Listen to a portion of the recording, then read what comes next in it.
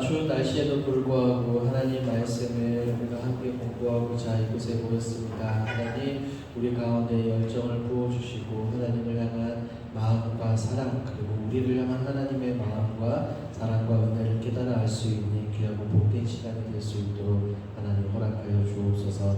감사드리며 예수님의 이름으로 기도합니다. 아멘.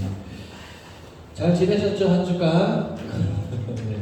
오늘 날씨가 갑자기 많이 추워졌습니다. 오늘은 벌써 9번째 시간인데 벌써 포로 시대입니다. 포로 시대. 한번 복습 한번 해볼까요, 여러분? 우리 창조 시대부터 10번째 포로 귀한 시대까지 여러분들 한번 외쳐보십시오. 시작. 창조 시대. 다시 아까 보셨어. 다시. 창조 시대, 족장 시대, 출애굽 시대, 광야 시대, 정복 시대, 사사 시대, 통일한국 시대, 분열한국 시대. 그렇죠. 오늘 포로 시대, 다음 주 포로 귀환 시대, 10가지 시대. 뭐 외우지 못하셔도 괜찮습니다. 머릿속에 그림만 그려 놓으십시오. 자, 구간 포로 시대입니다. 지난주에 저희가 분열 왕국에 대해서 배웠어요. 북이스라엘에 대한 나라 왕들, 그 다음에 남유다에 대한 왕들. 북이스라엘의 왕들은 대다수 어떻다고요? 대다수 굉장히 악했습니다. 왜냐하면 첫 번째 왕부터 베델과 단에 금송아지 우상을 만들어 놓고 그것이 수백 년간 이어졌어요. 그리고 남유다에는 그래도 조금은 선한 왕들이 조금 있었습니다. 그렇죠? 그런데 북이스라엘은 어떻게 되었어요? 어느 나라에? 아수르의 몇 년? 722년에 멸망을 당했고 남유다는 586년에 바벨론으로 포로로 끌려가게 되었습니다. 이게 지난 시간에 우리가 함께 나눴던 내용이고요. 오늘 포로 시대에 대해서 우리가 함께 읽어보도록 하겠습니다. 함께 읽습니다. 시작. 북이스라엘과 남유다는 끝까지 하나님을 신뢰하지 않고 죄를 지어서 그대로 심판을 당한다. 나라가 망하기 전 하나님은 그들에게 기회를 주셨다. 어떤 메시지를 그들에게 주셨을까? 결국 나라가 패망하고 그들을 포로로 끌려가게 된다. 포로로 끌려간 그들에게 소망은 있을까? 여러분 보십시오. 하나님은 그들에게 기회를 주셨어요. 누구를 통해서 그들에게 기회를 끊임없이 주셨어요? 그렇죠. 선지자들을. 지난주에 우리가 2명의 선지자만 간단히 살펴보았는데 누구와 누구였어요? 엘리야와 엘리사를 통해서 살펴보았습니다. 남유다도 하나님이 선지자들을 보내서 끊임없이 말씀을 하셨지만 그들은 들었다 듣지 않았다? 듣지 않았답니다. 오늘은 이 구간 포로 시대입니다. 특별히 여러분들 강의안을 보시면 알겠지만 예레미야와 예레미야의 애가에 대한 내용을 살펴보겠습니다. 왜냐하면 이 예레미야 선지자는 이제 포로 시대 전부터, 이제 포로로 끌려가기 전부터, 그 다음에 하나님의 말씀을 받아서 백성들이 끊임없이 말씀을 전했는데 백성들이 듣지 않았어요. 예레미야가 살던 시절에 바벨론에 침공해서 예레미야도 똑같이 그 모든 것을 경험하고 바벨론으로 포로로 끌려가는 그 순간에 이제 풀려나게 됩니다. 바벨론 포로로 끌려가지 않았어요. 그리고 나서 뒤를 돌아보면서 우리가 하나님 말씀에 이렇게 순종하지 않아서 엄청난 고통을 경험하게 되었구나 라면서 기록한 성경이 뭐예요? 예레미야 애가입니다. 애가. 예레미야는 그 전부터 계속해서 모든 내용들을 다루고 예레미야 애가는 그 결과를 다룹니다. 그런데 오늘은 예레미야와 예레미야 애가를 다루겠지만 이 포로 시대 때 활동한 선지자들도 있어요. 대표적으로 다니엘, 그 다음에 에스겔. 이 다니엘과 에스겔은 환상이 너무나 많이 등장하기 때문에 1시간으로 2시간으로 살펴보기가 너무나 어렵습니다. 그 환상에 대한 내용들. 그래서 제가 지난 시간에 말씀드린 것처럼 이 에스겔과 다니엘은 따로 제가 한 번 더 영상을 만들어서 여러분들에게 공유를 한번 해드리도록 하겠습니다. 자, 그래서 오늘은 예레미야와 예레미야 애가를 함께 살펴보도록 하겠습니다. 핵심은 나라의 멸망이죠. 어떤 나라의 멸망입니까? 북이스라엘과 남유다의 멸망입니다. 어떤 나라가 먼저 멸망했어요, 여러분? 북이스라엘이 아수르에 먼저 멸망을 했는데 남유다가 그것을 보았을까요? 못 보았을까요? 당연히 보았죠. 북이스라엘이 멸망당하는 그 모습을 보고 남유다 백성들은 회개하고 하나님께 돌아와야 했지만 그렇지 않았다? 그러지 않았다는 겁니다. 그래서 지난 시간에 살펴보았죠. 북이스라엘은 아수르에 멸망당하고 아수르의 포로로 끌고 가고 아수르 사람들 사마리아에 와서 그들과 결혼을 하게 했습니다. 그래서 무슨 정책? 혼합 정책. 이제 100% 토종 유대인이 아니라 완전히 이방인과 섞이는 거죠. 그래서 남유다 사람들, 유대인들이 이 사마리아 사람들은 무엇으로 여긴다고요? 개로 여겼다. 사마리아에 들어가지 않았습니다. 그런데 신약시대 때 우리 주님은 거기에 들어가서 복음을 전하신다. 우리가 한번 지난주에 제가 말씀드렸죠. 세 번째, 남유다는 바벨론은 586년에 멸망을 당했는데 몇 년 포로 생활이요? 70년입니다. 70년. 시간차가 망하는 시간차가 분명히 있었음에도 불구하고 그들은 회개하지 않았어요. 지난 시간에 나눴던 내용이고 바벨론은 3 번에 이끌려 포로로 갔습니다. 첫 번째 어떤 왕때요? 여호야김 때 포로로 끌려갔는데 그때 같이 끌려간 사람 대표적인 사람이 누구요?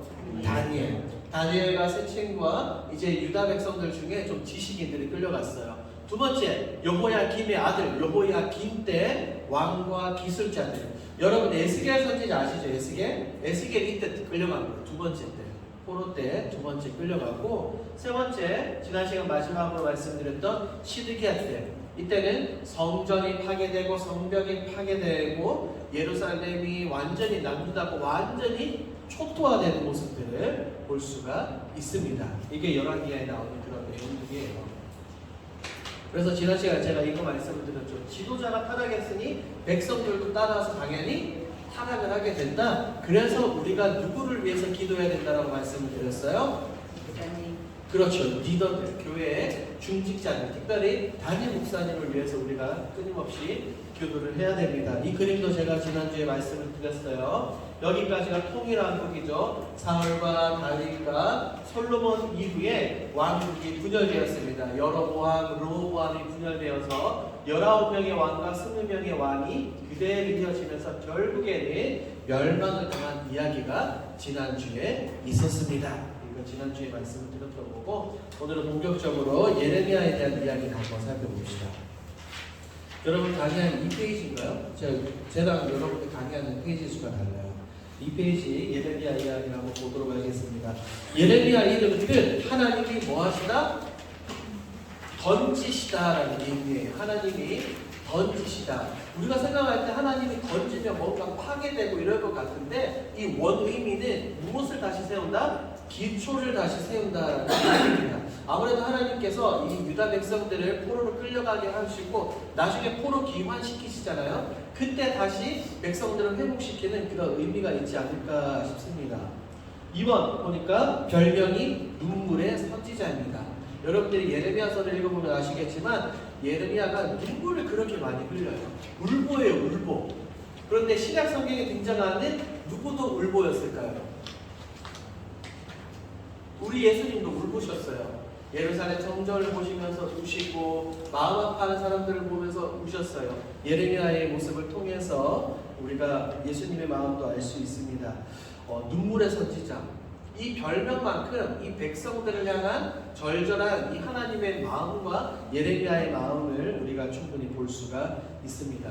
핵심 사역은 예레미야 1장 10절에 나와 있어요. 여러분들이 한번 나중에 성경을 살펴보면 되는데 제가 한번 읽어드릴게요. 보라, 내가 오늘 너를 여러 나라와 여러 왕국이 위에 세워 내가 그것들을 뽑고 파괴하며 파멸하고 넘어뜨리며 건설하고 심게 하였느니라 라고 예레미야 1장 10절에 하나님은 예레미야에게 말씀하십니다. 그런데 보십시오 여러분, 이 1장 10절이 예레미야 전체를 아우르는 내용이에요. 뽑고 파괴하고 파멸하고 넘어뜨리, 여기까지가 어떤 내용인 것 같아요?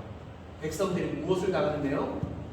하나님으로부터 심판을 당하는 내용이고, 5번 건설하고 심는다. 심으면 뭐가 생기겠어요? 열매가 올라오죠. 이게 회복에 대한 메시지입니다. 여러분 보십시오.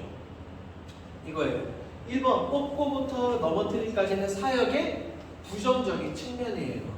예레미야가 이런 사역들을 하게 될 텐데 백성들에게 나아가서 이것을 전하는 것, 심판을 듣지만, 심판의 메시지를 듣지만 그것을 외면하는 백성들의 모습, 장차 이렇게 될 것이다 실제로 바벨론이 쳐들어와가지고 백성들은 뽑히고 파괴당하고 파멸당하고 넘어뜨림을 당하게 됩니다.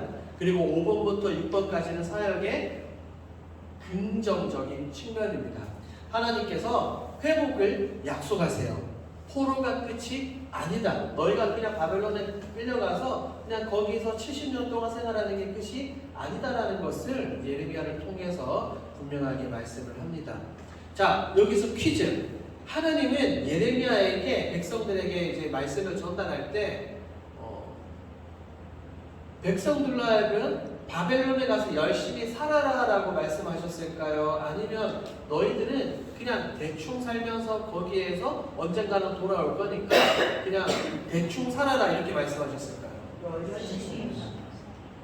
맞아요. 하나님은 예레미야를 통해서 말씀하셨어요. 너희가 바벨론으로 끌려가지만 거기에 문화를 섭렵하고 거기에서 가정을 이루고 밭을 이루고 열심히 생활하라라고 말씀을 하셨습니다. 이것을 또 다른 이단 단체나 이런 것들은 약간 곡해해서 하는 거예요. 왜냐하면 우리가 살아갈 고향은 저 하늘이잖아요. 그렇죠? 저기에 소망을 두고 살아가는데 이 땅을 살아가는데 여기에 소망이 없는 건 맞아요. 소망을 두지는 않지만 여기에서 우리는 바벨론에 이끌려간 포로들처럼 어떻게 살아야 되는 거예요? 열심히 살아야 되는 거예요. 그게 성경의 메시지인데 그러면 안 된다라는 거예요. 이단과 사이비는 필요 없이 그냥 무조건 교회에만 와라. 여기에서만 살고 여기에서만 열심히 해라라고 말하는 이단 단체들이 너무나 많아요. 대표적으로 신천지도 그렇고요. 그 다음에 JMS도 그렇고 하나님의 교회 등등등 보면 거기에는 모든 성도들이 거의 목회자급이에요. 왜? 이 땅에는 소망이 없으니까. 이 땅에는 소망이 없으니까. 그래서 자신들의 재산도 갖다 바치기도 하고 실제로 이혼도 비일비재하게 일어나는 상황입니다. 자, 예레미야의 핵심, 아까 제가 말씀을 읽어드린 거죠. 1장 10절 우리 함께 읽어볼까요? 시작. 보라, 내가 오늘 너를 여러 나라와 여러 왕국 위에 세워 내가 그것들을 뽑고 파괴하고 파멸하고 넘어뜨리며 건설하고 심게 하였느니라 하시니라. 이것이 바로 예레미야 전체의 핵심입니다. 1장부터 마지막까지요. 자, 한 번 더 보겠습니다. 1번 심판의 메시지를 전합니다. 그런데 몇 년 동안 전해요? 약 40년 동안 전합니다. 예레미야가. 그런데 굉장히 오랜 시간 심판의 메시지를 전하지만 그들이 듣는다 듣지 않는다? 듣지 않아요. 끝까지 듣지 않는 고집스러운 백성들의 모습입니다. 두 번째, 심판과 회복의 메시지를 전합니다. 공의와 사랑의 하나님을 알 수 있어요. 우리 하나님은 반드시 공의의 하나님이시자 사랑의 하나님입니다. 우리에게 회초리만 드시는 것이 아니라 우리를 감싸주시고 사랑으로 보듬어 주시죠. 세 번째, 심한 멸시와 핍박을 받은. 보십시오. 하나님이 예레미야를 보내셔서 예레미야를 통해 백성들에게 말씀을 전달하시잖아요. 우리가 출애굽 시대 때 배웠어요. 그러면 이 모세를 보내고 예레미야를 보낸 분은 누구예요? 하나님이시잖아요. 그렇죠? 그러면 백성들이 이 선지자들의 말을 듣지 않는다는 것은 곧 누구의 말을 듣지 않는 것과 동일한 거예요? 누구의 말? 그렇죠. 하나님의 말을 듣지 않는 것과 동일합니다. 오히려 여러분들 예레미야를 읽어보세요. 예레미야가 가서 왕과 많은 귀족들과 사람들에게 메시지를 전하지만 그들은 오히려 예레미야를 감옥에 가둬버립니다. 두루마기를 써가지고 하나님의 말씀을 전달하거든요. 그런데 왕은 그 두루마기를 칼로 찢고 불에 태워버려요. 예레미야를 거부하는 것은 곧 누구를 거부한 것이다? 하나님을 거부한 것이다. 말씀과 완전히 멀어진 백성들의 모습을 볼 수가 있어요. 시대적 배경을 보도록 하겠습니다. 지난주에 우리가 살폈던 선한 왕이죠. 종교 개혁을 일으켰던 왕 누구요? 요시야 때부터 마지막 왕 누구요? 시드기야까지 활동한 선지자입니다. 요시야 때 우리가 지난주에 우리가 잠시 배웠어요. 요시야가 성전을 수리하면서 하나님의 율법, 말씀을 발견하고 옷을 찢으며 종교개혁을 실시했습니다. 성경을 보니까 예레미야가 그때 요시야의 종교개혁에 동참했어요. 그만큼 하나님께 귀하게 쓰임받은 선한 선지자입니다. 그런데 보십시오. 시드기야 때 바벨론에게 이 느부갓네살에게 항복을 권합니다. 왕에게. 왜냐하면 그게 하나님의 메시지였거든요. 그런데 이 왕은 시드기야는 그것을 거절합니다. 그래서 어디에 가둬버려요? 감옥에 가둬버리고 예레미야를 구덩이에 갇혀버리는 겁니다. 하나님의 말씀이 완전히 무시당하는 거예요. 그때 이때 시대의 말씀을 드리면 지난주에도 제가 잠시 말씀을 드렸는데 이때가 고대 근동의 판도가 뒤바뀌는 아수르가 쇠퇴하고 신에 가고 누가? 바벨론이 이제 일어나던 그 시기였어요. 그러니까 아수르가 멸망을 하고 바벨론이 등장하면서 세계의 정세가 완전히 바뀝니다. 이때 예레미야가 발동을 했던 거예요. 그래서 여러분 강의 한번 보십시오.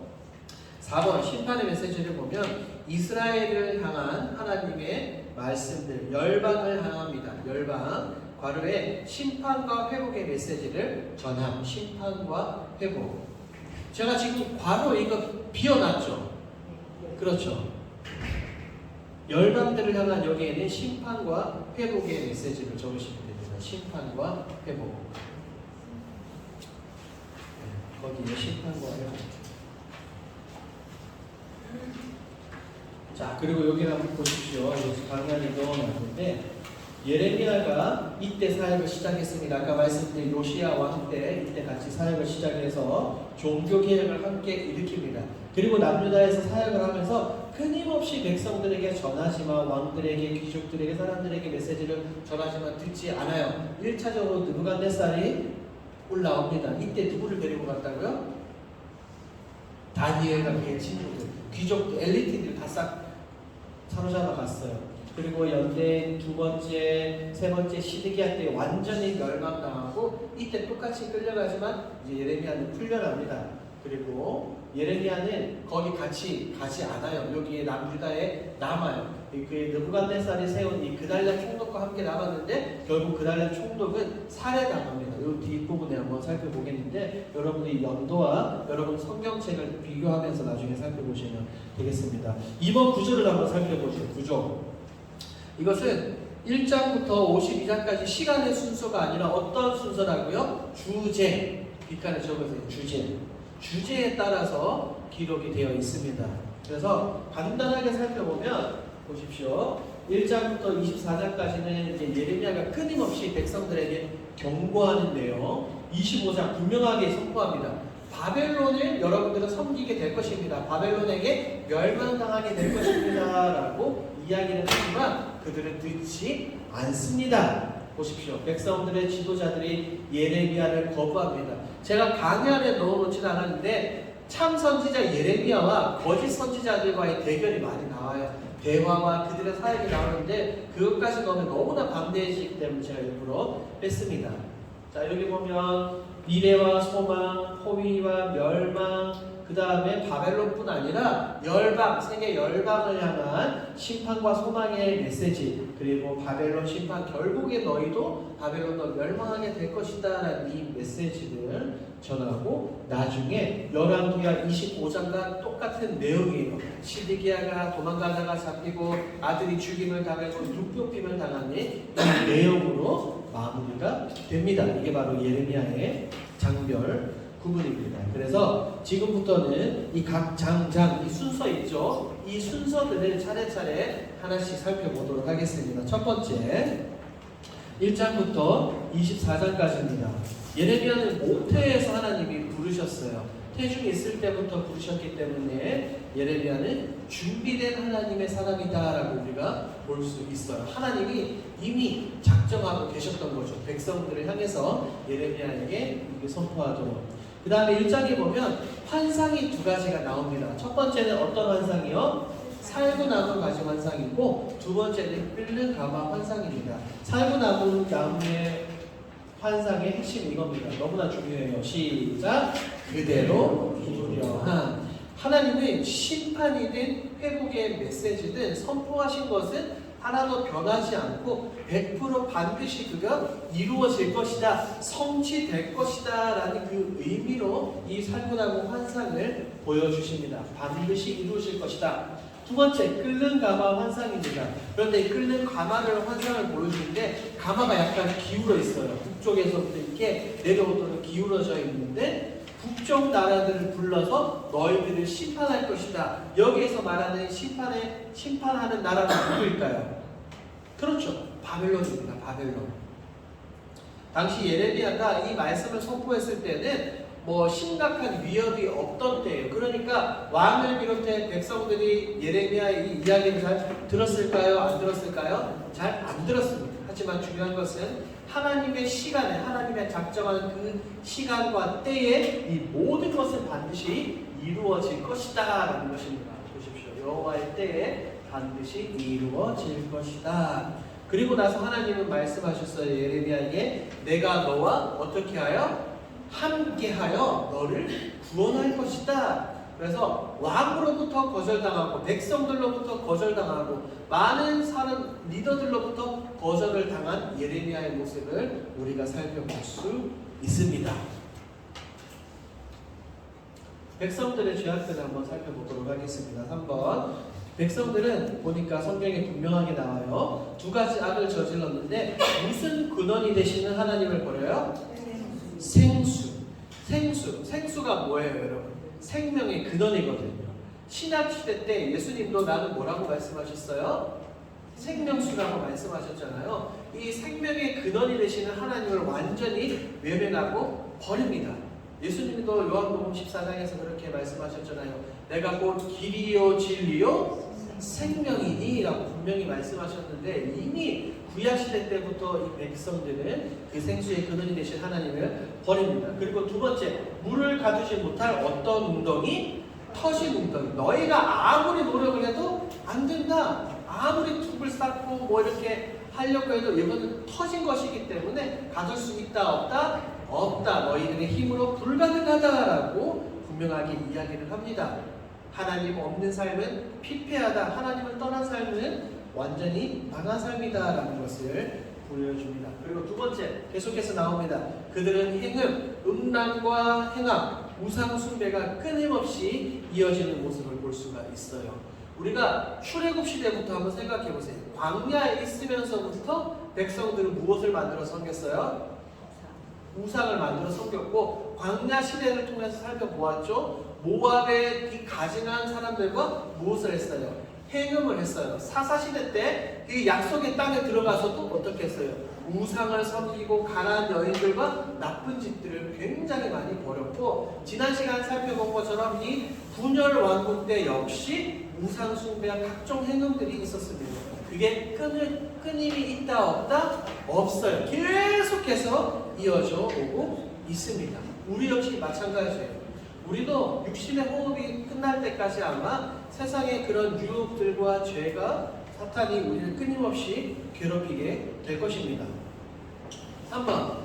반역하고 배반하고 하나님을 향한 배교가 끊임없이 일어납니다. 4번. 치마를 얼굴까지 들쳐가지고 무엇을 드러낸대요? 수치를 드러내는, 하체를 완전히 드러내는 겁니다. 성경은 그래요. 부족한 부분이고 연약한 부분은 절대로 감추지 않고 그대로 드러나는 거예요. 유대인들이 가장 좋아하는 왕의 한 명이 누구일까요? 지난 시간 살펴본 것처럼 다윗이에요. 다윗. 하나님의 마음에 맞는 다윗인데 다윗이 어떤 범죄를 저질렀어요? 그렇죠. 불륜을 저질렀어요. 불륜뿐 아니라 살인까지 저질렀어요. 만약에 성경이 우리에게 좋은 것만 전달하려 그러면 예를 들어서 다윗이 골리앗을 물리친 내용 이런 좋은 것들만 이야기하지 왜 안 좋은 것들까지 얘기하겠냐고요. 하지만 성경은 감추지 않고 있는 그대로를 우리에게 말하고 있습니다. 이는 우리 역시 부족하기 때문에 있는 그 모습 그대로 하나님께 회개의 자리로 나가야 된다는 것을 우리가 분명하게 알고 있어야 합니다. 자, 다섯 번째. 금식을 금지합니다. 너 금식하지 마. 백성들을 위해서 기도하지 말라는 거예요. 너가 해봤자 이미 백성들에게 무엇이 임할 것이다? 심판이 임할 것이다. 왜? 백성들이 끊임없이 그것을 듣지 않았기 때문이에요. 6번 리더들의 범죄입니다. 여기서 말하는 리더들이란 왕과 제사장들과 선지자들입니다. 그들이 어떤 짓을 했어요? 가증한 일을 하는 거예요. 백성들만 하는 것이 아니라 리더들도 악을 저지르고 간음을 하고 우상 숭배를 하고 거짓된 하나님의 말씀을 선포를 합니다. 여기서 거짓된 하나님의 말씀이란 자기들의 입맛에 맞는 대로 내가 원하는 대로 말씀을 전하는 거죠.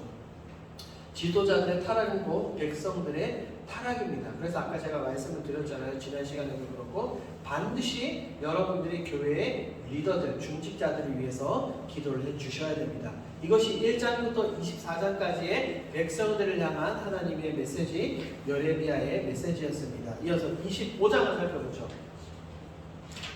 25장 여기서부터 하나님이 분명하게 말씀하십니다. 너희가 어디를 섬기게 될 것이다? 바벨론을 섬기게 될 것이다. 1번 듣지 않은 너희가 점점점 뭐하지 않았다? 듣지도 아니하였다. 계속해서 반복돼요. 이 단어가 문장이 듣지도 않았다. 듣지도 않았다. 목이 좁고 귀가 완전히 닫혀버린 유다 백성들입니다. 그런데 때로는 우리의 모습도 그렇지 않냐는 거예요.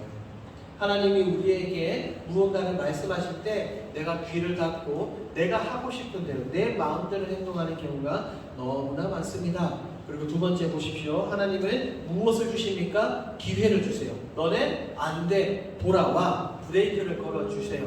그런데 그럼에도 불구하고 백성들은 또 뭐한다? 듣지 않았다. 창조시대 때를 한번 생각해 보세요.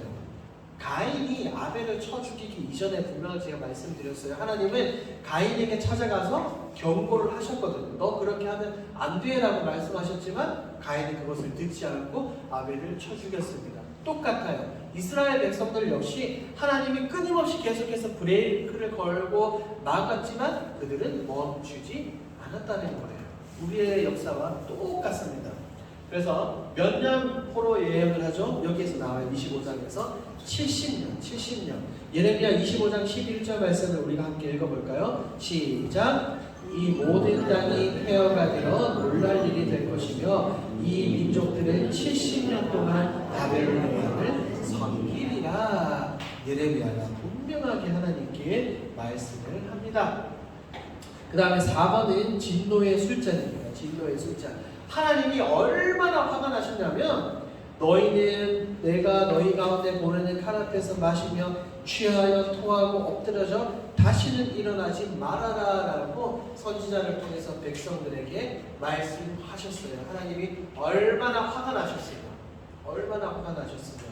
이게 4번이에요 여러분. 진노의 술잔입니다. 빈칸에. 자, 큰 5번 26장부터 29장까지 한번 보죠. 지도자들이 누구를 거부했어요?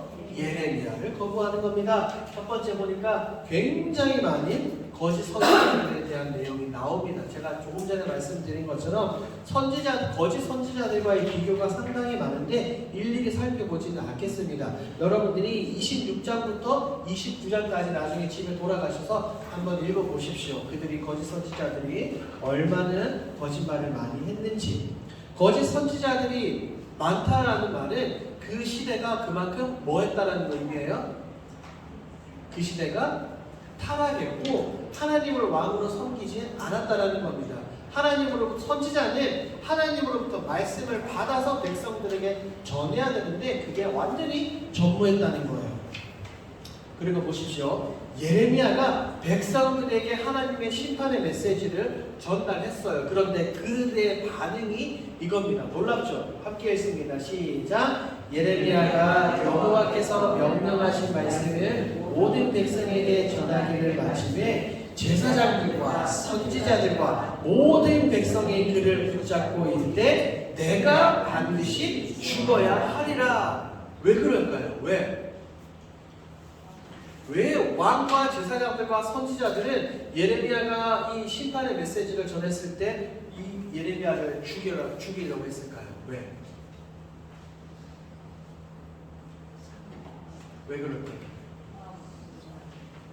내 귀에 거슬리거든요. 근데 성경의 역사가 근데 여러분 이거예요.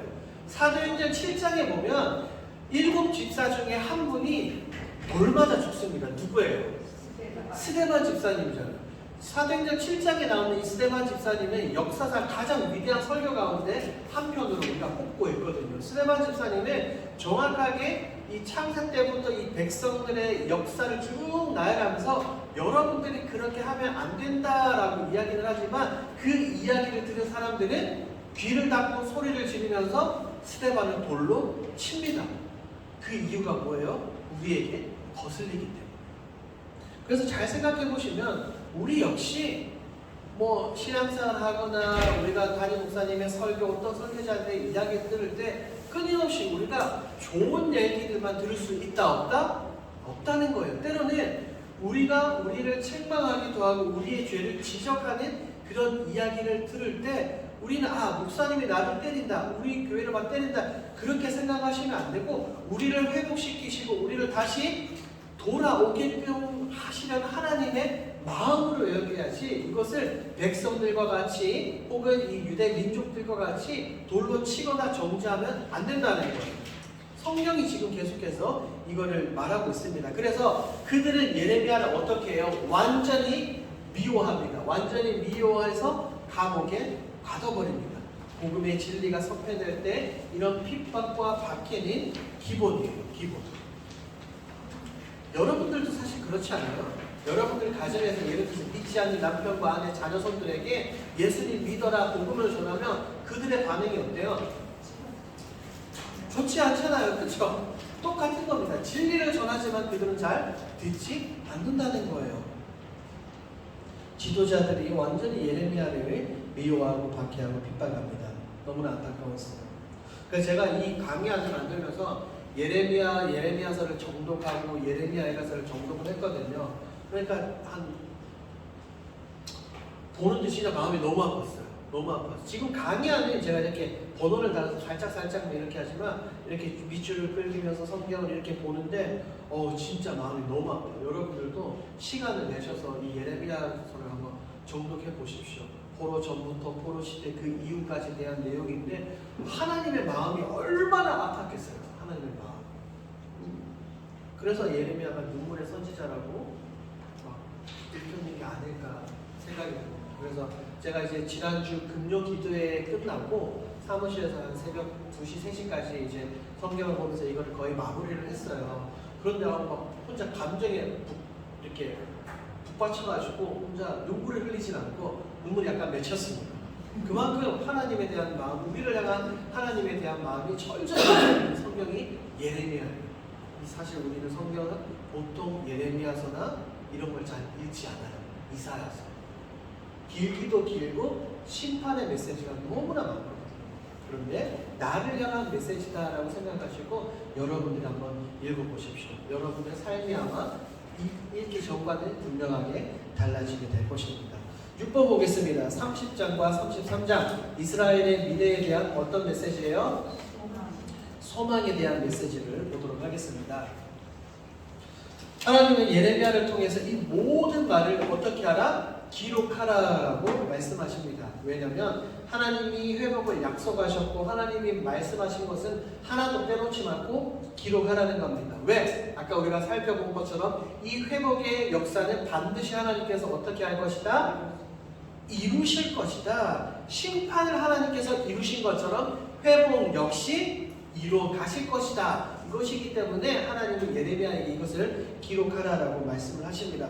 두 번째, 너무나 놀라운 약속이죠. 유다의 무엇을 돌아가게 할 날이 온다? 포로에서 다시 돌아오게 할 것이다 라고 하나님이 분명하게 말씀을 하셨어요. 그래서 성경에 보니까 그들이 무슨 땅을?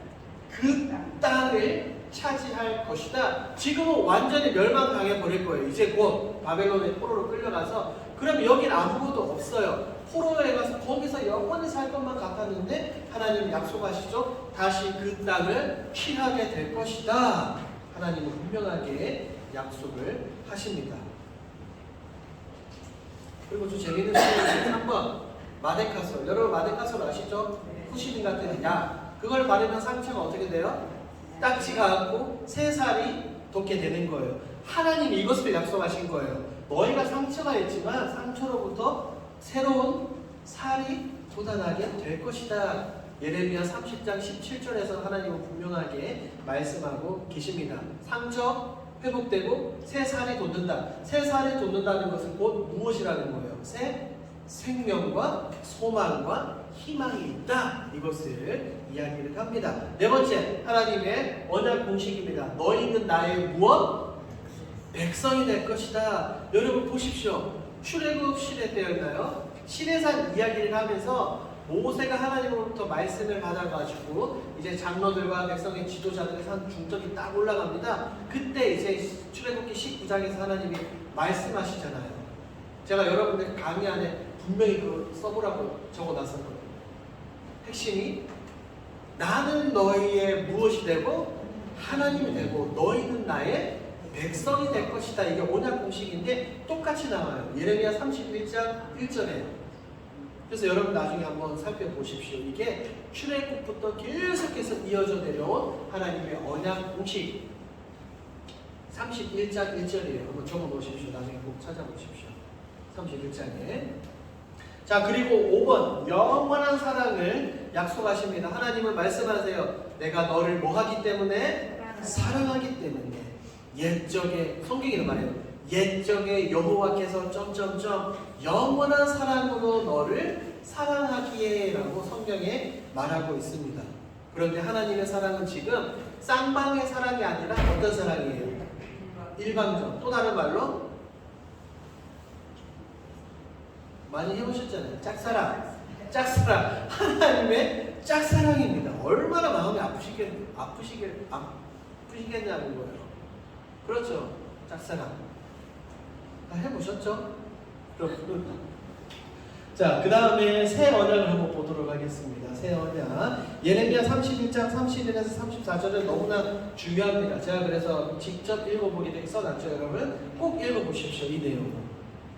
자, 그런데 중요합니다. 이 새 언약은 돌판이 아니라 이 돌판에 주어진 언약은 무엇이었을까요?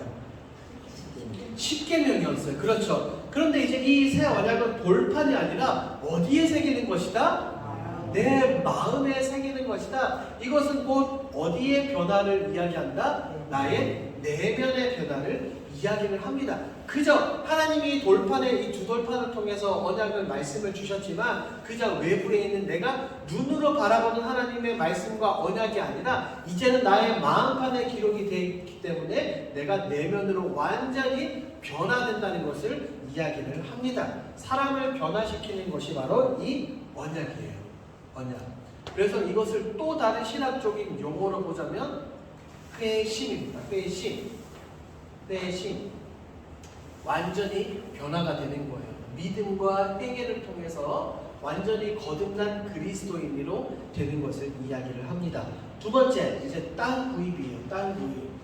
너희가 포로로 끌려가게 될 것인데 왜 하나님은 아나도세인님 이 아나도세인 땅을 구입하라고 말씀하실까요? 성경은 말합니다. 그 땅을 어떻게? 다시 사게 되리라.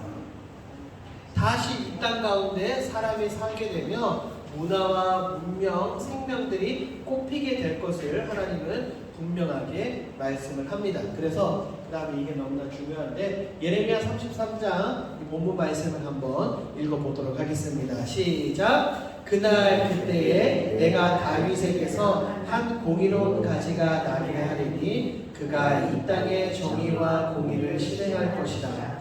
그날에 유다가 구원을 받겠고 예루살렘이 안전히 살 것이며 이 성은 여호와는 우리의 미간의 모임을 얻으리라. 여호와께서 이와 같이 말씀하시니라.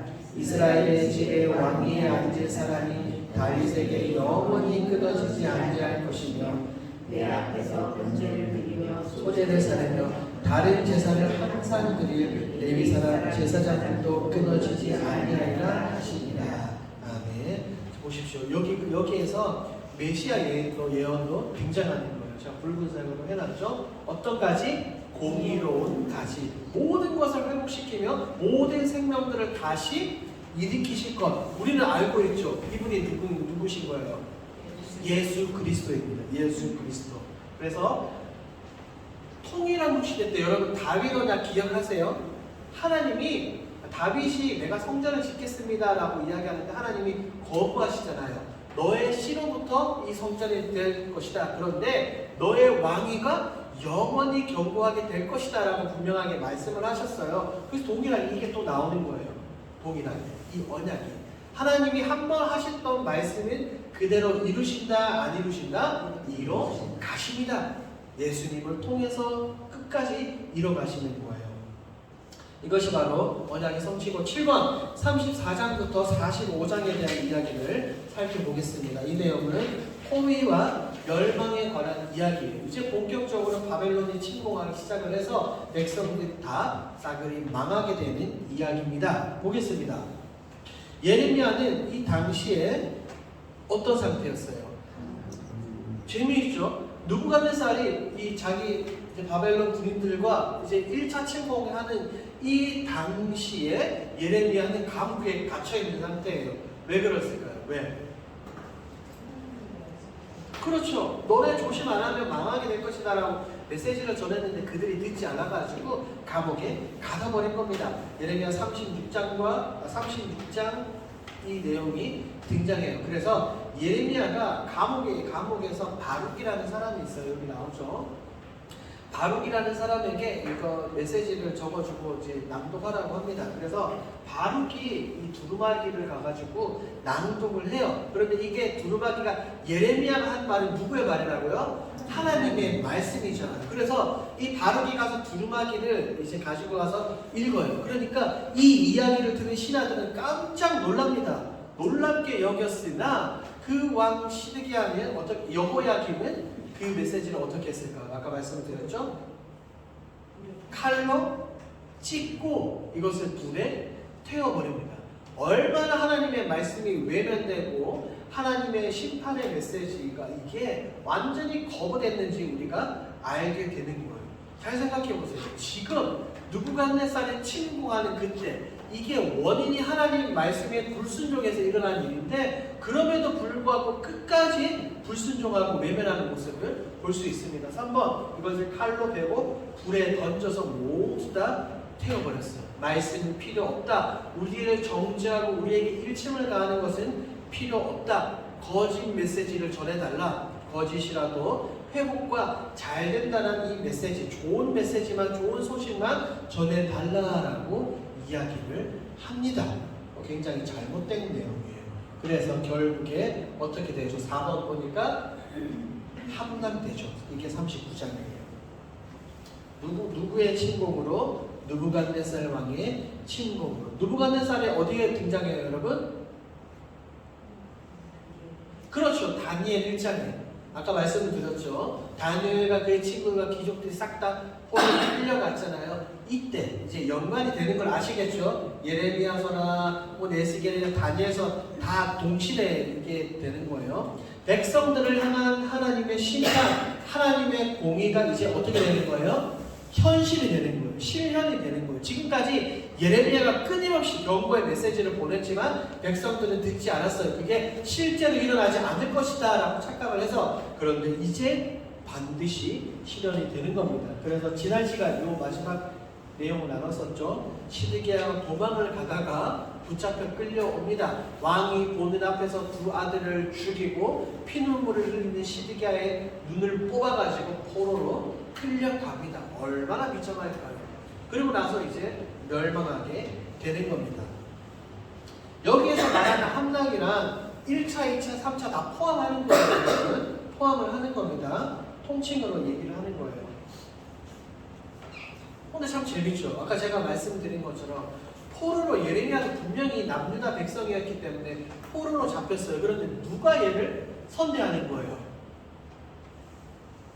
왕이. 바벨론의 왕이 예레미야를 선대하는 겁니다. 성경을 보니까 이렇게 나와요. 해하지 말고 그가 내게 말하는 대로 뭐하라? 행하라. 왜 그랬을까요? 느부갓네살이 지금 그의 사령관 느부사라단에게 이 말을 한 거예요.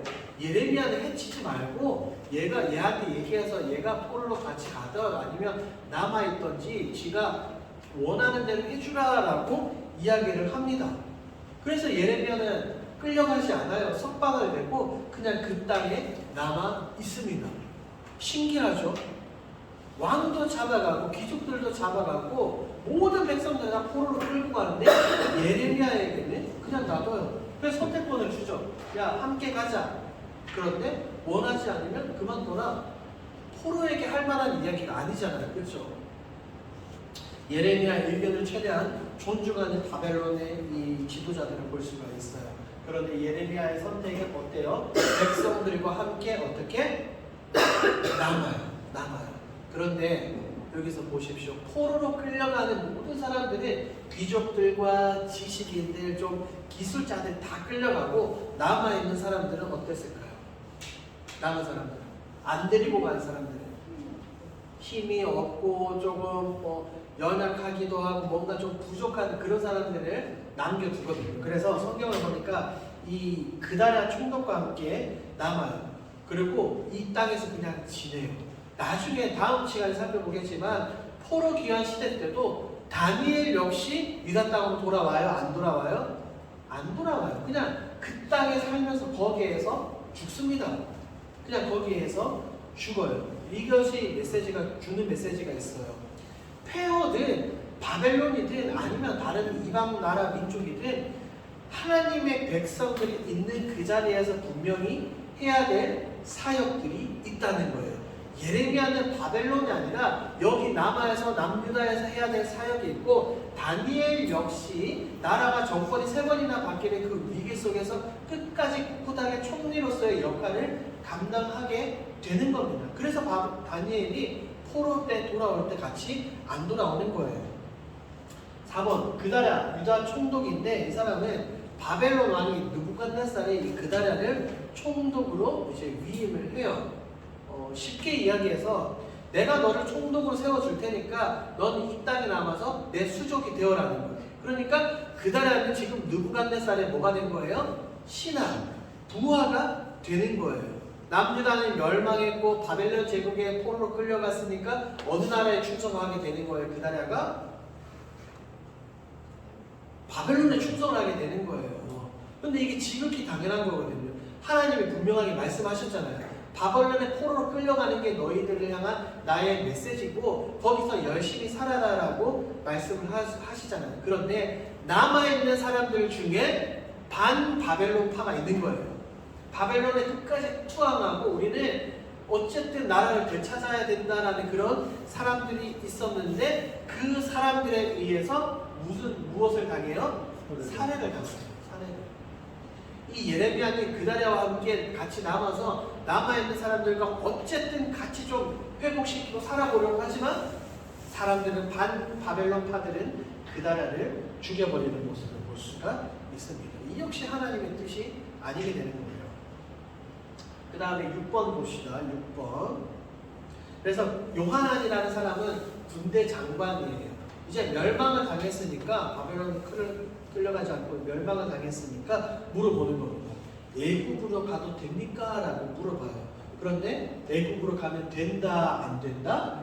안 된다. 왜? 하나님의 메시지가 멸망 유다에 남아있고 바벨론의 포로로 끌려간 둘 중에 하나인 거예요.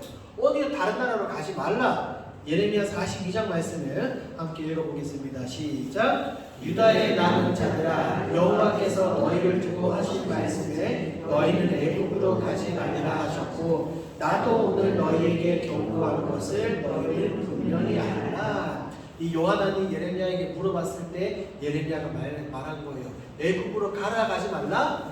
가지 말라. 여러분, 애국으로 왜 가면 안 될까요? 왜 가면 안 될까요? 우리가 지난 시간 분열 왕국 때도 살펴보았는데 몇몇 왕들은 애국과 이제 친화 정책을 맺고 애국을 의지하는 모습들이 있었어요. 근데 그게 아니라는 거예요. 왜? 역사를 거슬러 올라가 보면 애국은 어떤 나라예요? 백성들을 400년 동안이나 괴롭히고 핍박하고 억압했던 그런 나라였거든요.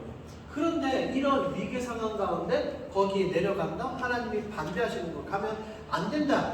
버텨라. 아니면 바벨론의 포로로 끌려가서 거기서 열심히 살아라 라고 이야기는 하지만 어떻게 돼요? 이 사람들은 애국으로 가요? 안 가요? 애국으로 내려갑니다. 그냥 자기들끼리만 가는 게 아니라 2번을 보시면 누구를 데리고 가요? 예레미야와 바룩까지 끌고 내려가 버리는 거예요. 예레미야도 분명히 가는 건 하나님의 마음이 아니에요. 하나님의 명령이 아닌 거예요. 라고 말씀을 전했음에도 불구하고 예레미야까지 끝까지 끌고 갑니다.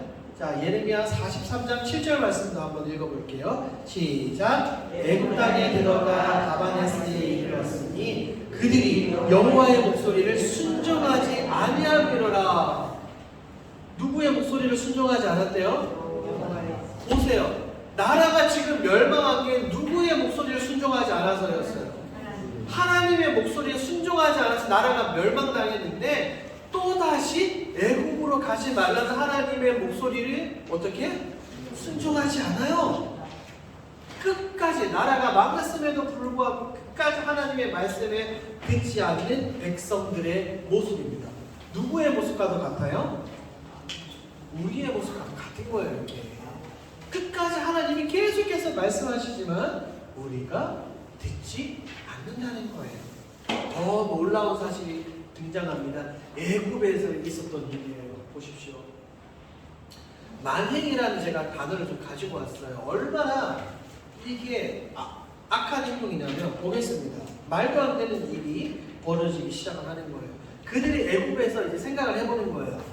우리가 지금 바벨론의 느부갓네살에 침공해서 우리가 망했다. 그런데 그 망한 원인이 뭐다? 하나님을 섬겨서가 아니라 누구를 섬기지 않아서? 우상들을 섬기지 않아서 우리가 망했다라고 그들이 이야기를 하는 겁니다.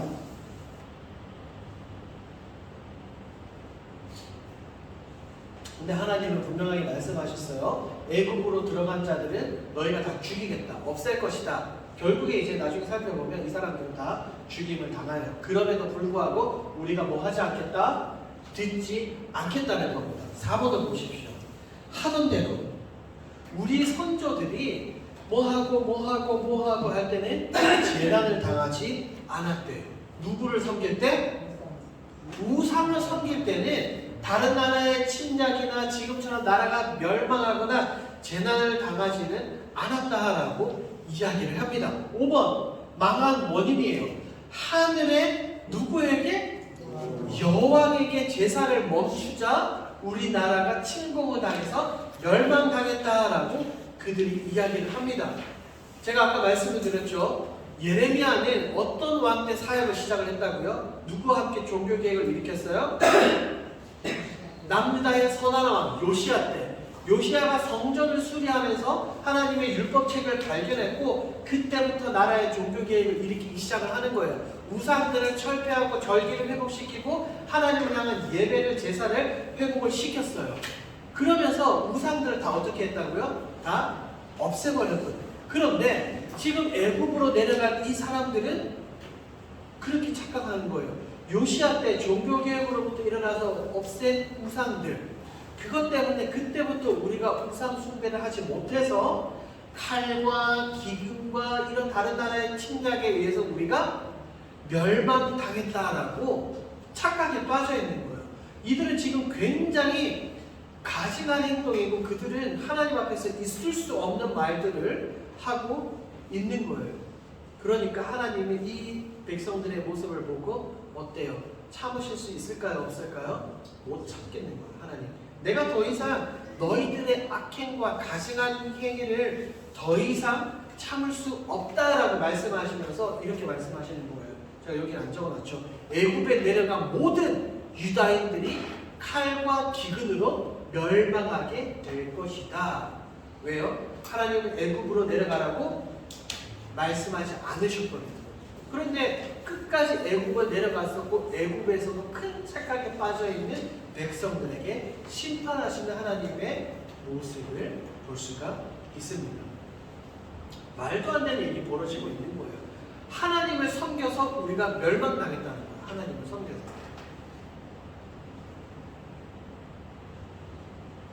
8번 보겠습니다. 46장에서 49장. 열방을 향한 심판과 소망의 메시지입니다. 이제 바벨론이 침공하고 나중에 바벨론의 이제 멸망이 예언을 하기도 할 텐데 이제 예레미야는 하나님이 말씀을 주셔요. 다른 이방 열방들까지 다 심판을 당하게 될 것이다. 간단하게 살펴볼게요. 이렇게 많은 나라들 성경에 분명하게 나와 있어요. 이렇게 많은 나라들 역시 하나님이 치실 것이다. 너네 망할 거야. 왜냐하면 이 모든 나라들이 뭐했기 때문에요? 교만했었고 끊임없이 하나님의 백성들이 이 이스라엘 백성들을 괴롭혔기 때문에 이 이방 나라들 역시 망하게 될 것이다. 신원하시는 하나님, 회복시키시고 갚으시는 하나님에 대한 그 내용입니다. 이게 바로 46장에서 49장까지에 대한 내용입니다. 그리고 아홉 번째 50장, 51장은 이제 드디어 바벨론 심판에 관한 내용입니다. 바벨론 1번 심판의 도구이자 심판을 당하는 바벨론입니다. 심판의 도구이자 심판을 당하는 바벨론. 이제 하나님의 백성들이 유다 백성들이 하나님께 범죄를 해서 하나님은 바벨론을 일으키셔서 그를 들어 쓰셔서 백성들을 심판하지만 바벨론 역시 하나님 앞에서 불순종하고 교만한 모습들 굉장히 많은 죄악들을 범했기 때문에 하나님은 바벨론 역시 어떻게 하시는 거예요? 심판하시는 거예요. 유다 백성들이 완전히 멸망당했던 것처럼 바벨론 역시 완전히 패망하게 될 것을 이야기를 합니다. 그래서 성경에 분명하게 나와요. 그들의 신들, 벨, 무로다 이런 것들이 신들이 바벨론을 지켜줄 수 있다 없다? 없다라는 거예요. 완전히 멸망당하게 될 것이다. 이방 신들, 거짓 신들이 막아질 수 없다. 아수르도 바벨론의 신들도 살아계신 하나님을 막을 수 있다 없다? 없다는 겁니다. 그래서 멸망을 예언을 합니다. 예레미야가 하나님의 진노로 바벨론이 뭐가 될 것이다? 황무지가 될 것이다. 그래서 성경을 봅시다. 예레미야 50장 13절을 함께 보도록 합니다. 시작. 여호와의 진노로 말미암아 주인이 없어 완전히 황무지가 될 것이다. 바벨론을 지나가는 자마다 그 모든 재난에 놀라며 단식하리로다. 고대 근동의 패권을 장악하고 다른 나라들을 침략하고 침공해서 포로로 끌려간 그 바벨론이 주민이 없어 완전히 뭐가 될 것이다? 황무지가 될 것이다. 지나가는 사람들마다 뭐야 여기가 바벨론이었어 하면서 탄식하며 놀라게 될 것이다 라고 성경은 분명하게 말합니다. 그래서 황폐화되죠. 부르짖는 소리와 파멸의 소리가 가득하게 됩니다. 결국 바벨론 역시 멸망하게 될 것을 예레미야를 통해서 말씀하시죠. 그래서 5번 보복의 하나님입니다. 보복의 하나님. 바벨론을 또 다른 나라를 들어 쓰셔서 바벨론을 완전히 멸망시키는데 6번 보십시오. 누가 멸망을 시킵니까? 6번 메데 바사, 이제 페르시아라고 하죠. 오늘날 이란이에요. 그 지역이 또 크게 일어나서 바벨론을 완전히 멸망시키게 됩니다. 이건 이제 세계 역사와 동일하게 지나가는 겁니다. 요거는 다음 시간에 살펴보도록 하겠습니다. 마지막 52장을 살펴보죠. 예루살렘 함락 이야기입니다. 이것은 열왕기하 25장과 매칭되는 그런 이야기입니다. 자, 시드기야 왕 역시 마지막 남유다의 왕 시드기야 역시 하나님 앞에서 무엇을 행합니까? 악을 행하죠. 하나님을 섬기는 것이 아니라 선조들을 따라서 악한 그의 왕들의 아버지들을 따라서 하나님 앞에서 계속해서 범죄합니다. 그래서 느부갓네살이 1차 침공해서 성전의 모든 기구들을 다 빼앗아 갑니다. 느부갓네살 아들이 벨사살이에요. 벨사살. 그런데 다니엘서 4장인가 보면 벨사살 왕이 잔치를 벌여요. 어떤 기구들로 잔치를 벌일까요? 이때 빼앗아가. 이때 1차 침공 때 빼앗아간 성전의 기물들을 가지고 굉장히 교만하게 거기에 술을 따라 먹으면서 잔치를 벌이게 되는 겁니다. 나중에 얘도 이제 결국에 죽게 되는데 이때 다 뺏기는 거예요. 이때 다. 그리고 최종적으로 성벽과 성전이 다 어떻게 돼요? 무너지게 되는 겁니다. 무너지게 되는 거예요. 초토화된 이제 무엇도 지켜줄 수 없다는 것을 이야기를 합니다. 그래서 유다 백성들이 포로로 잡혀갔죠. 성경은 분명하게 말합니다. 여기 같이 한번 읽어볼까요? 시작. 유다가 사로잡혀 동국에서 떠났더라. 모든 백성들이 포로로 끌려가는, 지난 시간에 제가 그 지도 한번 보여드렸죠. 이 사마리아와 아수르 수도 보여드렸고, 남유다 예루살렘과 바벨론이 얼마나 먼지 제가 지도를 통해서 보여드렸어요. 굉장히 먼 거리를 그들이 3차에 의해서 끌려가게 됩니다. 이제 네모 빈칸 박스 우리 같이 한번 읽어볼까요? 시작. 예레미야서의 핵심 내용은 죄와 비탄이다. 백성들이 끊임없이 죄를 범했기에 그 악이 절정에 달했다. 공의의 하나님은 그들을 심판하시기로 작정하셨다. 하지만 사랑의 하나님은 미래에 대한 소망도 분명하게 함께 주셨다. 이것으로 이제 백성들이 포로로 끌려간 이야기가 이제 마치게 되는 겁니다. 그리고 보세요. 성경에 포로 시대, 거기 이제 바벨론에서 일어났었던 일은 그리 많지가 않아요. 다니엘서 이야기 혹은 에스겔서 이야기 조금 이렇게 나오기 때문에 오늘은 예레미야에 대한 이야기를 함께 살펴보았습니다. 자, 예레미야 애가 이야기를 한번 살펴보도록 하겠습니다. 예레미야 애가 크게 소리 높여 응도하라는 의미죠. 그만큼 예루살렘이 남유다가 파괴되는 그 모습을 보고 비통하는 비참함으로 기록한 성경이에요. 저자가 누구예요?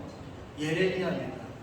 예레미야가 저도 확실하다고 저도 생각을 해요. 왜냐하면 생생한 정보를 그대로 지금 예레미야 애가를 통해서 우리에게 말하고 있거든요. 예를 들어서 종군 기자 아시죠? 전쟁터에 가서 취재하고 사진 찍고 영상 찍고 이제 해주는 것처럼 예레미야가 직접 본인이 남유다에 있었으니까 모든 것을 경험을 한 것을 그대로 보고 우리에게 알려주는 거예요. 피부로. 그래서 와 닿는 겁니다. 슬퍼요. 가장 비참한 시기에 활동한 슬픈 선지자. 나라가 멸망을 했어요. 본인이 아무리 막으려고 힘쓰고 노력해도 그게 안 됐다는 거예요. 더군다나 백성들은 하나님의 말씀을 외면했습니다. 철저하게 혼자였을 거예요. 혼자. 아까 말씀드렸잖아요. 지도자들과 제사장들과 선지자들 다 그를 거부했어요. 감옥에 갇히고. 그래서 핵심 단어가 분노, 비탄, 통고, 공의. 꼴랑 5장밖에 안 되는데 이 모든 내용이 여기에 다 담겨 있는 거예요. 슬프죠. 주제, 예루살렘 멸망에 대한 통곡입니다. 하나님의 공의와 죄에 대한 고백. 하나님의 공의는 끊임없이 계속해서 앞으로도 이어지게 됩니다. 3번, 회복에 대한 소망의 이야기. 멸망으로 그냥 끝나는 것이 아니라 회복의 소망과 기대가 똑같이 여기 예레미야 애가에도 담겨 있어요. 예레미야서에도 나와 있는 것처럼 한번 볼까요? 표를 한번 볼까요? 5장으로 구성이 되어 있는데 이렇게 나와요. 하나님 어찌된 일입니까? 탄식과 자비를 구하는 아주 슬픈데요. 2장 파괴되는 예루살렘의 모습을 그대로, 왜? 자기가 직접 눈으로 보았으니까 그것을 그대로 그리고 있어요. 3장 고통받는 백성들이 얼마나 더 힘들었겠어요. 그 내용을 또 말하고 있고, 4장 비참한 예루살렘의 모습을 생생하게 묘사하고 있습니다. 5장 자비를 구하는 내용입니다. 그러니까 잘 보세요. 이게 1장과 5장이 어떻게 되는 것 같아요? 매칭이 돼요. 매칭이 되고 2장과 4장이 매칭이 되고 3장이 정점인 거예요. 정점. 모든 게 파괴되고 누가 고통받는 거예요? 이스라엘 백성들. 결국 하나님의 말씀을 듣지 않은 이스라엘의 백성들입니다. 쉽게 표현하면 이거예요. 여러분 햄버거 아시죠? 햄버거에서 제일 맛있는 부위가 어디예요? 감자튀김이요? 햄버거 먹을 때 가장 맛있는 게 가운데 있는 고기잖아요. 그렇죠? 그래서 한 번씩 햄버거 먹을 때마다 고기 2장 주문해서 먹거든요. 근데 햄버거 똑같아요. 보세요. 가장 맛있고 가장 중요한 내용이 가운데 들어가 있는 거예요. 백성들이 고통당하고 그 다음에 파괴되는 예루살렘, 비참한 예루살렘의 모습. 이게 뭐 야채 같은 게 될 수도 있겠죠. 그 다음에 1장과 5장은 빵, 덮개, 위아래로 덮개. 이렇게 해서 이 성경을 볼 수가 있습니다. 이런 구조는 다른 성경에는 똑같이 나와요. 똑같이. 똑같이 나옵니다. 나중에 기회가 되는 여러분들과 함께 나누도록 하겠습니다. 그리고 여러분이 강의안에 보시면 제가 장교 구조비에 연도를 써놨죠.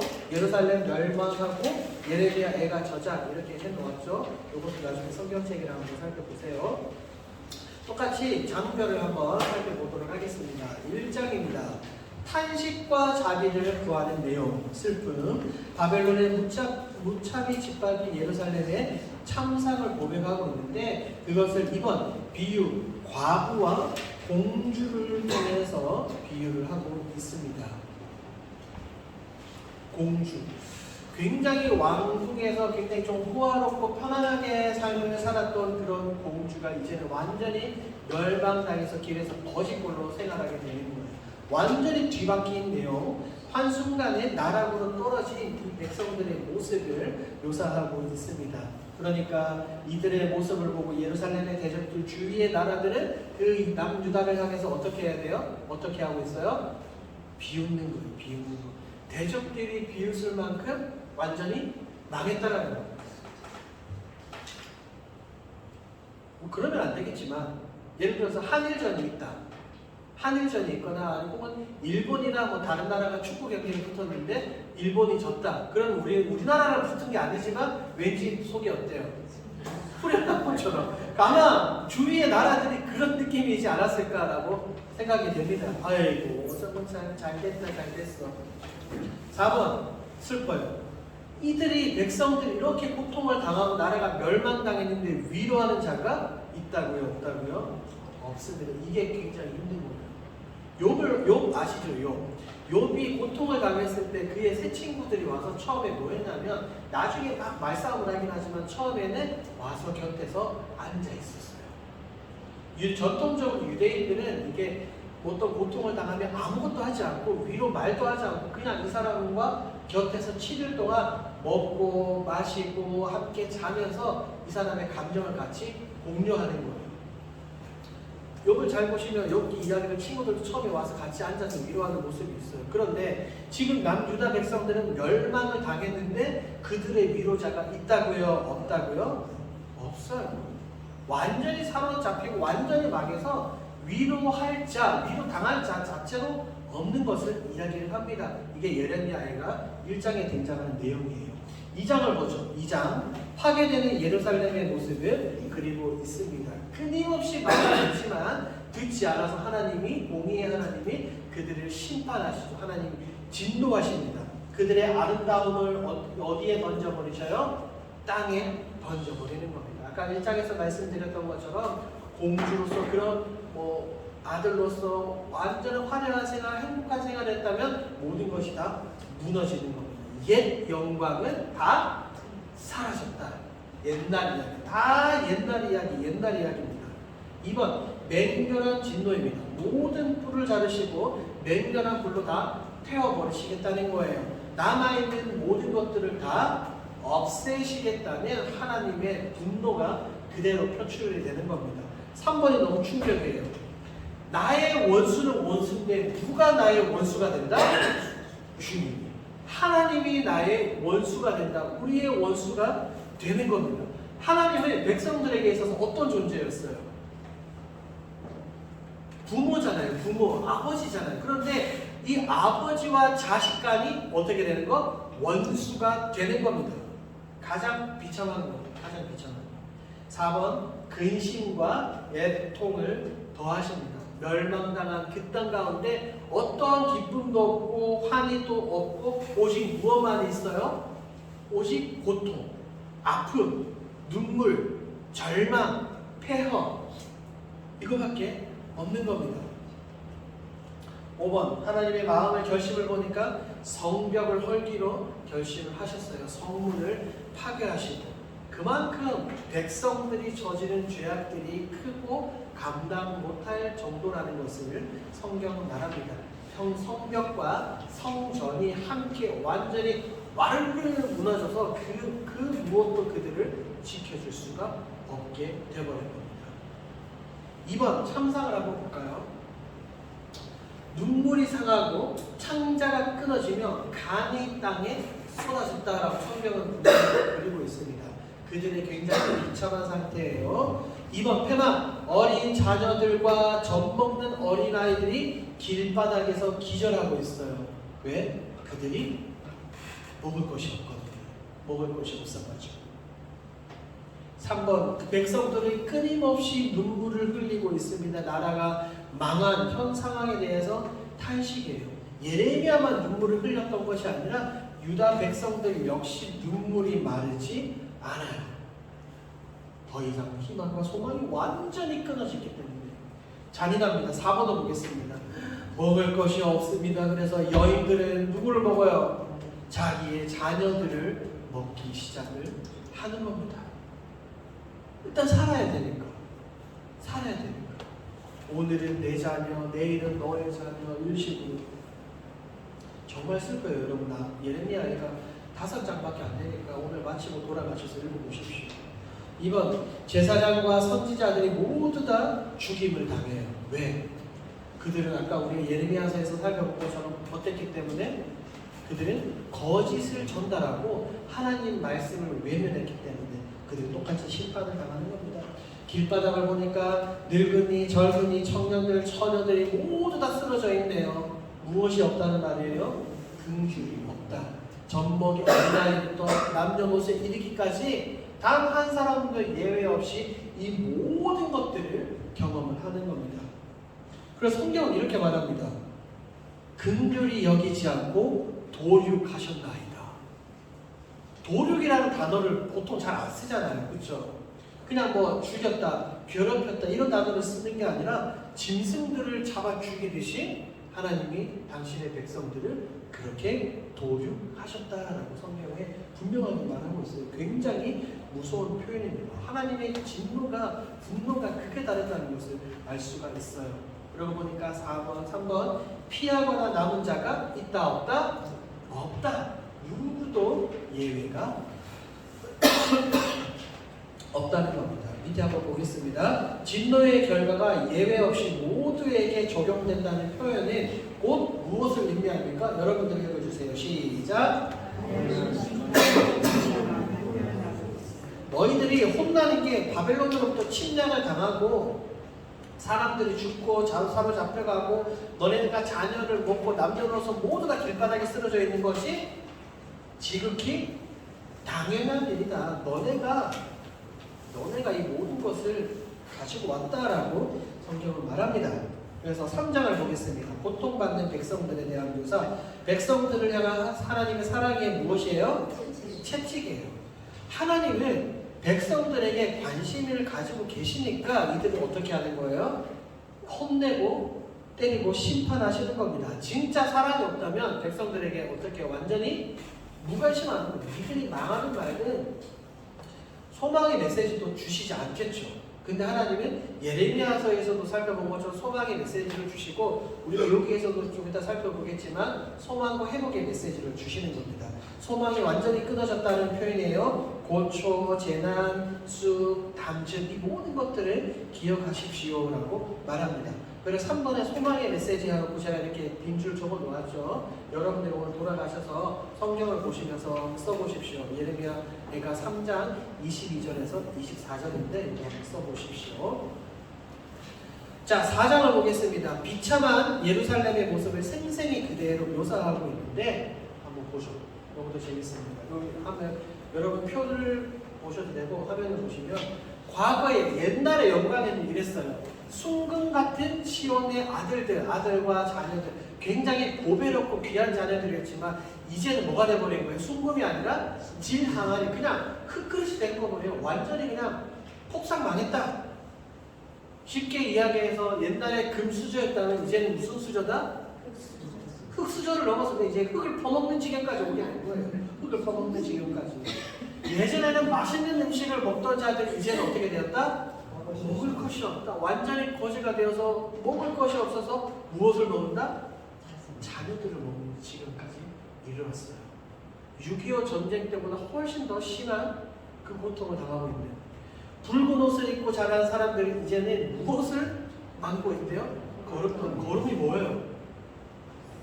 똥이잖아요. 똥 그냥 쉽게 말해서 똥덩어리 그냥 오물들 있잖아요.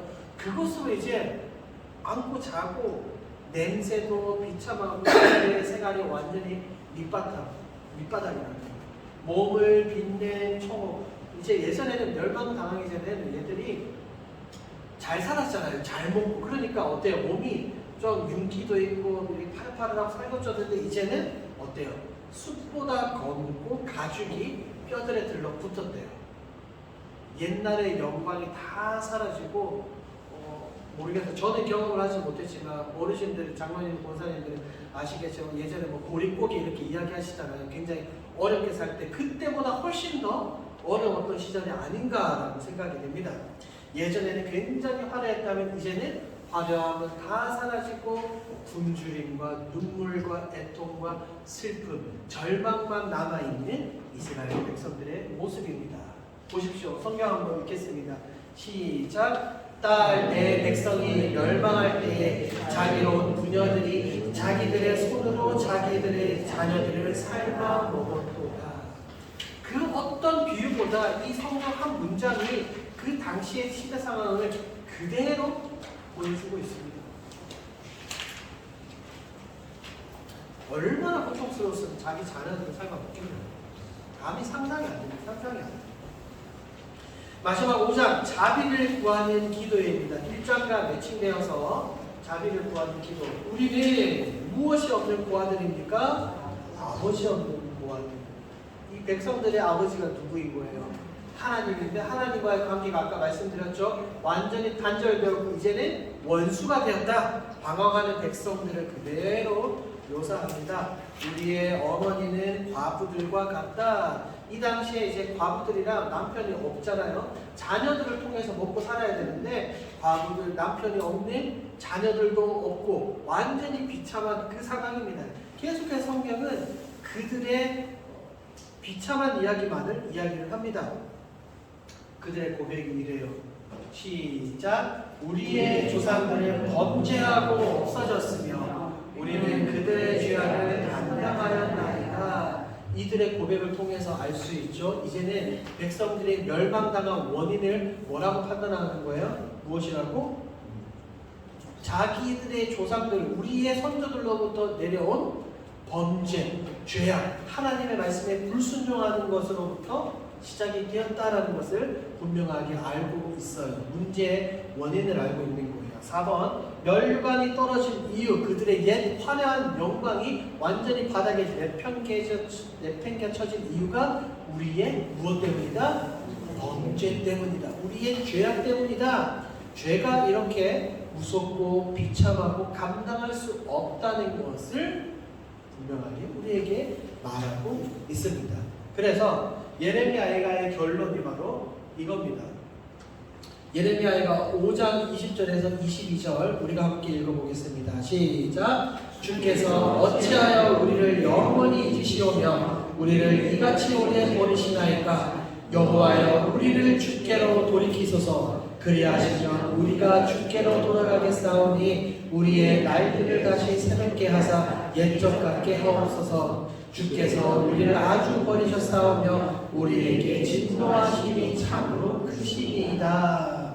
5장에서 이렇게 마무리하고 있습니다. 백성들과 예레미야는 그들의 고통을 그대로 고백하면서 하나님 우리를 다시 회복시켜 주십시오라고 말을 하고 있습니다. 그런데 이 끝장을 보면 하나님께 대한 무엇과 무엇으로 끝난다고요?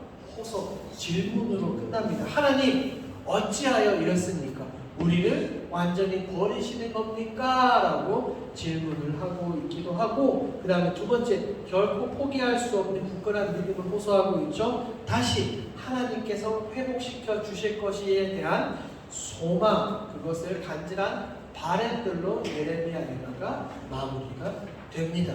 그러니까 여러분들이 포로 시대 때, 나중에 아까 제가 말씀을 드렸죠. 다니엘서와 이제 에스겔서는 따로 한번 여러분들이 강연을 드리고 영상을 드릴 건데, 백성들은 바벨론의 포로로 끌려가서 다른 게 하는 게 아니에요. 예레미야가 이야기를 전했던 것처럼 너네는 거기서 그냥 무조건 잘 살아라는 거예요. 잘 살아라. 바벨론에서 잘 살면 되는 겁니다. 그래서 포로 시대 때에 대한 내용은 사실은 성경에 많이 기록이 되어 있지 않아요. 단지 다니엘서에 나오는 그 모든 내용들을 통해서 다니엘이 어떻게 살았어요? 거기에서 굉장히 열심히 잘 살았잖아요. 그렇게 살은 내용들만 간단하게 나오고 그 외에 가타부타 내용은 나오지 않습니다. 그래서 다음 시간에는 포로 기환 시대 때 하나님께서 놀랍게도 또 한 사람을 사용하셔서 갑자기 유다 백성들을 본국으로 돌려보내주시고 성전도 짓게 하고 성벽도 짓게 하는 모습들을 우리가 살펴볼 수가 있습니다. 포로 시대에 대한 이야기는 여러분들이 예레미야와 예레미야 애가만 충분히 정독하셔도 모든 내용들 다 이해하실 수 있을 겁니다. 여기에서 좀 더 나가서 본다면 다른 내용들, 이사야서나 또는 에스겔서 이런 것들을 조금 더 참고하시면 되겠습니다. 아시겠죠, 여러분? 이제 포로 시대는 이렇게 마무리하도록 하겠습니다. 포로 시대에 대해서 혹시 질문 있으세요? 질문?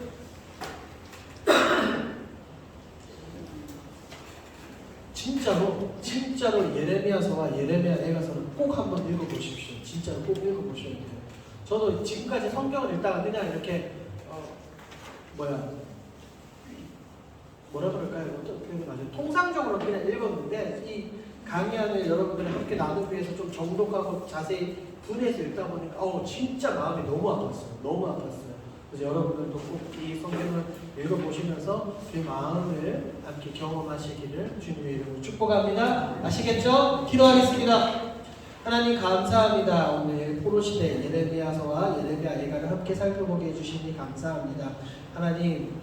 하나님은 지금도 끊임없이 말씀을 통하여서 우리에게 경고하고 계시고 사인을 주고 계십니다. 하나님, 우리가 유다 백성들처럼 목이 곱고 귀가 닫힌 백성들이 아니라 하나님께서 말씀을 주시고 하나님께서 기회를 주실 때 우리가 죄로부터 돌이켜 하나님을 바라보고 하나님만 사랑하는 사랑하는 장로님들, 권사님들, 집사님들이 되어질 수 있도록 주님 붙들어 주시옵소서. 하나님, 오늘 나눴던 모든 내용들 그저 우리의 머릿속에만 지식으로만 담겨 있는 것이 아니라 우리의 마음에 내려와서 우리의 마음판에 깊게 새겨질 수 있도록 주님 역사하여 주옵소서. 감사드리며 예수님의 이름으로 기도합니다. 아멘. 고생하셨습니다. 감사합니다.